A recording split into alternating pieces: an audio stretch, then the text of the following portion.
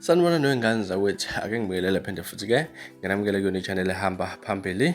Fezeko Media, lami igama ngimfezeko umuntu usho ngakho malo bathi la sibona amagumede. Ngizophinde ngicele ingane zakwethu ukuthi mhlawumbe ungabe usemusha kuleli khasi, wenze sure ukuthi uyasubscribe ukuze ngaso sonke isikhathi uyithole sishisa indaba esisuke sikubekela zona ezehamba phambili. Ingane zakwethu ezingenayo kube ukuthi-ke uyashiya ukhuzini umsakazo Ukhozi FM Sipho Mbatha owaziwa ngelikaSiqameza.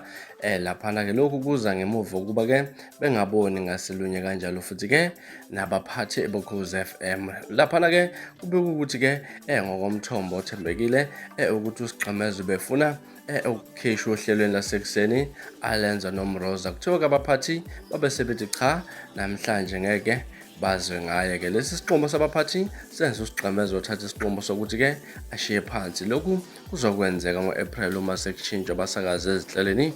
Kuvela ukuthi isikhala sikaSiqameza sovala uVim Thembu osakaza kwiJozi FM okwamanje. Ngakolunye uhlangothi kuvela ukuthi noLucky Inkosi uyashiya kulo msakazi, isizathu sakhe singakadalulwa njengamanje. Ngaza ukuthi izona indaba esinibekela zona ezihamba phambili laphana ey'nkundleni zokuxhumana ukuthi-ke leyo ndaba mlonyeni uDouble uSipho Mbatha uSiqameza ukuthi-ke uyashiya kulo msakazo Ukhozi FM, nanokuthi-ke ezinye izizathu ezinqala zisazovela laphana-ke nanokuqinisekisa uyena uSipho Mbatha mayelana ngalolu daba. Mhlawumbe kuthini okwakukuphawula lo daba? Hlala comment section ke ngezulu thini olwakho uvo ngalolu daba. From ila sponsor ngiphuma njena Korean Thembiso ngiyabuya nezinye ezilandelakho kwivideo elandelayo kwakho ukusubscribe nisiphathe kahle nebe nosuku lomnandi ngithanda kakhulu.